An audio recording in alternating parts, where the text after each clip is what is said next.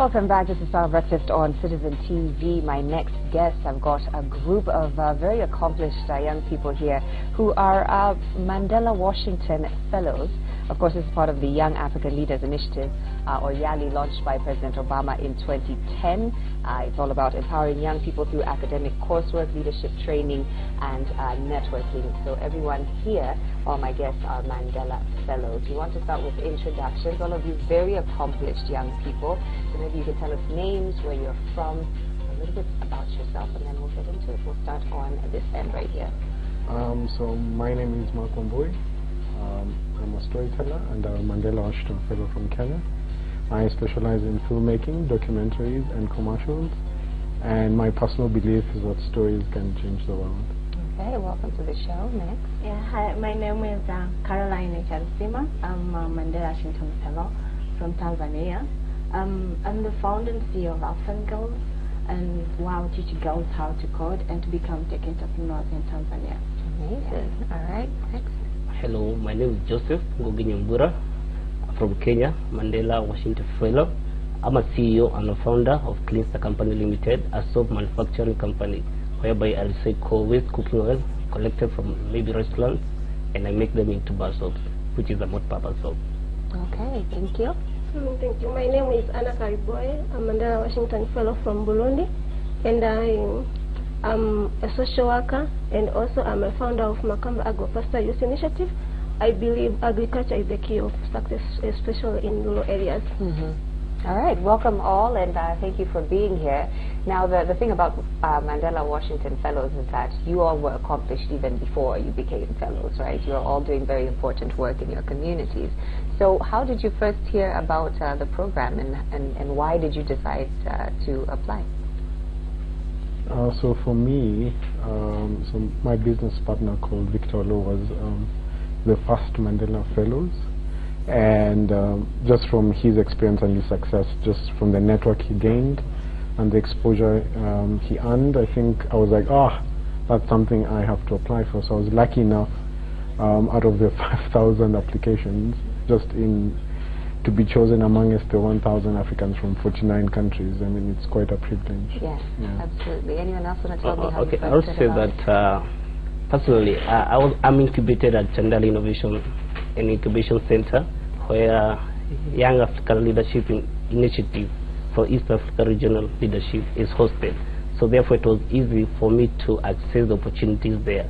And then after I was an alumnus of YALI, the Regional Leadership Center, I was in a position to learn more about the Mandela Washington Fellow and even apply. And actually I was lucky. So you are a 2017 fellow, so you're yet to go abroad and complete your 6-week program. Sure. Correct? Yeah. How about the ladies? Okay, so for me, I think the first time I saw it on Facebook, it was being advertised, and also I had a few ladies whom I knew from Tanzania who had gone there, and what struck me most is when they came back, they were so vibrant, they were so energetic.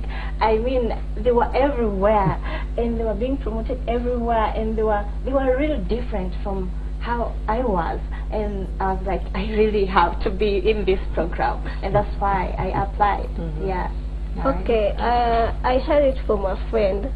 So when I read on the internet how the Mandela Washington Fellowship impacts youth, and I have so many projects, so many ideas. Then I say to my mind, to my head, that this is the place I'm supposed to be.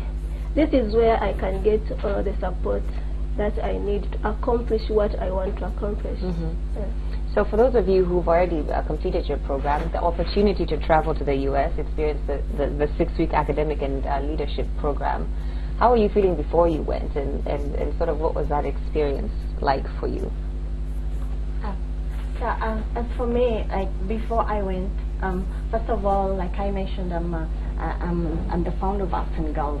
So I was running Arts and Girls, and at just a lower level, and I didn't have, because I'm a computer scientist, I don't have any business background, so it was always difficult for me to do the business side. So before I went, everything was not in order in the business side, and I myself, the capacity building, because all I knew was how to code. And so like networking, communication, and being able to put everything together as a leader. Even to believe in yourself, like, oh, I'm a real leader. It was before I went, wasn't there. But now, when I went there, I got it was the amazing program. You know, the coursework, you learn a lot. I structured my business into very good sustainable models, and then even myself I developed, because I met, actually I was with Mark in the same university. You met other 25. And which university was it? It was University of Nevada, Reno. Okay. Yeah. So I met other 25 fellows who were from different countries, Angola, Botswana, and they were all amazing. Everybody had something I could learn from. And we visited different places, different industries, different companies, different young people who were like us, who had startups, who had companies. We met, so it was a great experience that I had a lot to learn from, and I made friends there whom I still have up to now. And so it was amazing. And more to that, I didn't just come empty-handed. I also participated in the competition to win a grant by the United States African Development Fund. So everything was all going up, and reaching back home. You have the support from the US, from the United States Embassy in Dar es Salaam, and they're always there to support. So everything has been amazing. Sounds like a very positive experience. Very. Mark, what was your experience like representing Kenya? Well, I think just Kenya as a whole is a really competitive space. I mean, just being the 60, because you're 60 from Kenya, that was tough. And so you feel like you need to prove yourself for earning that space. And before we had built a 5-year business within that media space. And I think the opportunity to be able to grow just the ideals of entrepreneurship and just learn, I think the benefit of going to Nevada is there's a blueprint that the American system has, and what can I gain from there to be able to adapt within my own business and my own space. And I think I came back having been more enlightened and more connected across our continent especially, which is more useful more than anything else. Yeah. What do you feel that you gained from traveling to the US, being part of this program? Thank you. I've gained many things, because the Anna you see now is not the same Anna who was before going to US. I met friends. I create strong network, strong people who I can call at any time and they can help me, even if in Burundi. I have peers in USA. Up to now, we still have contact, and they help me to get connection within the country in Burundi. And also, when I returned, I got a grant from YAL alumni and US with the support of the US Embassy. In this, I've been able to improve my activities and also to help my project to go well within the communities as I'm working in rural areas. And again, on top of that, they gave me experience on Practicum with the activities based in Africa, where Mandela Washington Fellows, they put them to different organizations where they can learn like internship, and they can be able to share so that they can achieve the organization goals and also for the fellows goals. So now I'm at World Vision, I'm doing my practicum. So also this is an achievement, because I'm in food security program and I'm working on agriculture. So everything I run, it will direct impact me back home. So, you know, it's no secret that a large majority of Kenyan, of Africa's population is under the age of 35, about 60% or so. So what do you feel is your role, I'll speak to you, your role in, you know, contributing to development in the region as a young person, you know, being the majority of the population? Well, I would think that as a young person, I have the role to start to being innovative, creating up new ideas that will solve some of the major problems we'll be having in Africa ever since before we were colonized and after even colonization. So I think as young people, we need to be there, create new ideas, work on those innovations, and be proactive in taking up opportunities that we come across and working them out. I think this all will have built some energy in ourselves and also to empower some other young people so that we can create an inclusive society that is informed. And what do you think are some of the biggest issues that we face as Africans right now? You've talked about being innovative in creating solutions, but what are some of the biggest problems that you feel that that you are addressing as Mandela Fellows? Just in my sphere of storytelling, which may not ideally be a product, but I think there are different problems that we face. But I think in my space, it's about how we perceive ourselves. And storytelling for me is about telling ourselves, look, this is who we are, and this is who we can become. And just understanding that we have the capacity, the knowledge, the wisdom to be able to achieve anything in any scale, whether it's manufacturing, whether it's engineering. I think that's something that Africans should be more proud of and take charge of their own destiny. And so I think whichever problem we have, we do have the answers within ourselves. Yeah, fun to share. And also, I would like to say, like, as youth, we should use what we have to improve ourselves. Like in rural areas, we do agriculture. In Burundi, we depend on agriculture. So, if we can be able to use agriculture as a means of generating income, so we can be able to develop ourselves and improve our economic situation. Yeah, okay. To add on what my fellows just said, I think some of the key problems that we face as Africa is that most of our youth are not employed. And this has been caused by, first of all, the education system, because when we are in school, we are only, most of us just study to get jobs. And as we continue studying to get jobs, there's no one who is creating jobs, you see. So it's our call, our duty as young leaders, as youth, to start creating jobs for ourselves. And that's why, like in my program, I teach girls how to code and to use that coding knowledge, the ICT knowledge, to develop innovations which are going to provide employment and which are going to solve problems. Yeah, because if we don't do it now, that means you'll forever be the same. We'll have people on the street, and we all know what happens when we have people on the street. Different things happen which are really not good, and I don't mind if the devil's workshop. Yeah, so having youth get involved in innovating and creating different solutions. And also another thing is that Africa has a big gender gap in technology and STEM, and this has been caused by the lack of role models in our society. We don't have many role models to inspire the young girls to take up STEM courses, and the fact that we don't have more women creating the next Facebook, creating the next Google is a problem. Right now, it is only 25% globally of women who are involved in software development. So if and the way like when you come to like look at our continent, women, we are the most people who suffer most to those problems.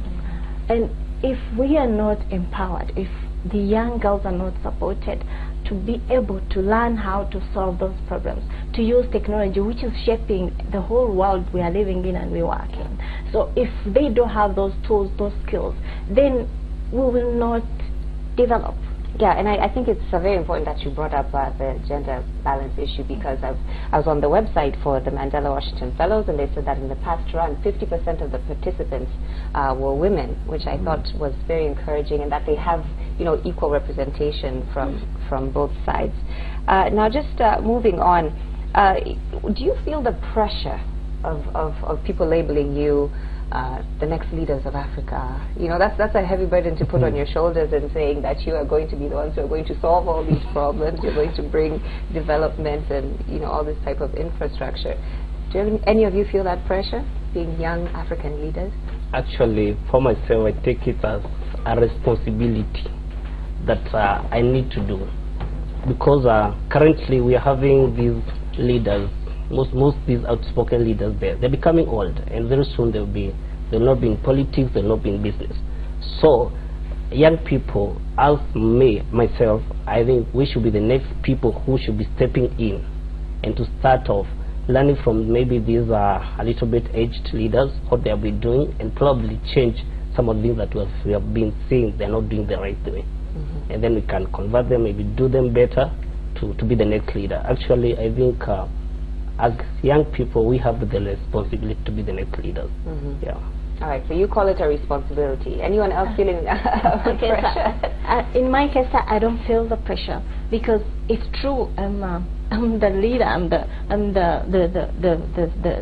change maker for Africa. I'm the one, like, yes, I'm the one, like, even considering what I'm doing right now, I'm already doing it. I'm already a leader. So it's not pressure, but it gives me the confidence. You know, it gives me like that, you know, spirit of believing in myself more, because people are looking up to me to change my country. So that gives me the motivation and to work harder and harder and inspire more youth to also take up the challenge. Yeah. So you're inspired by it. Anyone else? Okay, for me it's not a pressure, as it is my passion, working with people and working together, finding solutions for our community's problem. That is something I do it from my heart. So if I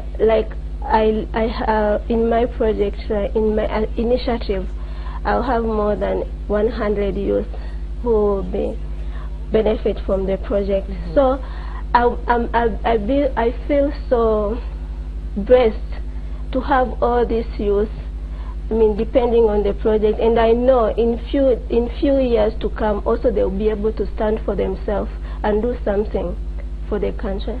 Yeah. Well, I don't know, probably I feel a bit, maybe my pressure is to succeed. I think being a leader is, we're already part of that. I think the pressure is just, can we actually make this happen? Can we do that shift that people expect from us?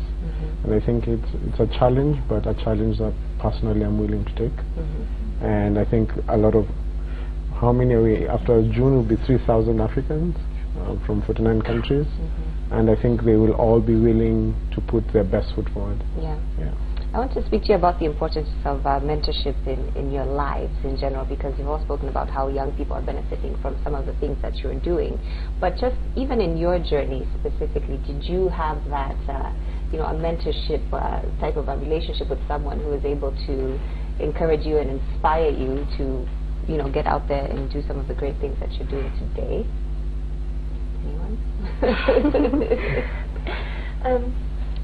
For my case, I didn't have a mentor before. Yeah, it was just my desire, like I wanted to do something to help people, something to create a change. Yeah, and I think if I had got a mentor by then, I wouldn't be in this level. I would be very far. Because I take an example of, you know, I work with secondary school girls, and they're aged from 10 to 18. And I've mentored them, and from the mentorship that we've had, like most of them, they are now their own leaders. They are now on their own role models in the community. They are running companies at the age of 18. So I always imagine if I had got an opportunity of having a mentor at a young age, or maybe at university, that was going to be such an amazing thing that would change my life. But it's important, I think, that you also see the value of what you're doing now, mentoring the younger girls now. So I think that's important. Did any of you have mentors starting up your companies, or, you know, getting into the business that you're in? Well, I did. Okay. I just straight from campus. My lecturer was my first mentor and gave me the first opportunity. And then, so I've interacted that space of media, whether it's Peter Oyer, Mr. Mtua, like there's been a huge generational help in just guiding me and creating what the media space is all about. And I think mentorship is at the core of success.